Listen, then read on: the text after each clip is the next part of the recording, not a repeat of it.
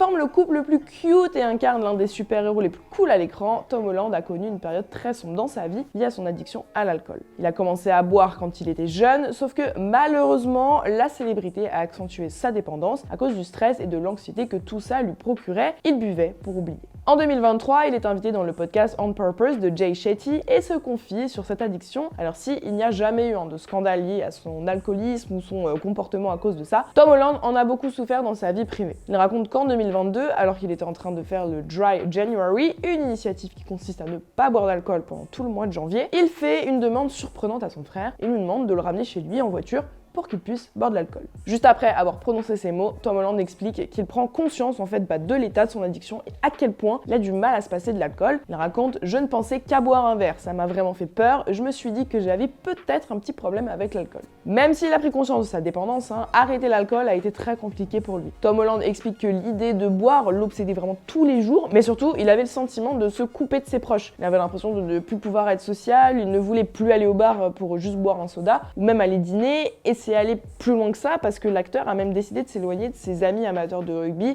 car il y avait souvent cette petite compète entre qui boit le plus quoi. C'est pour ça qu'il a décidé d'entamer un Dry January qu'il avait même décidé de prolonger jusqu'au mois de février. En 2025, cela fait 3 ans que le chéri de Zendaya est sobre et il a même lancé sa propre marque de bière sans alcool, Men's Health.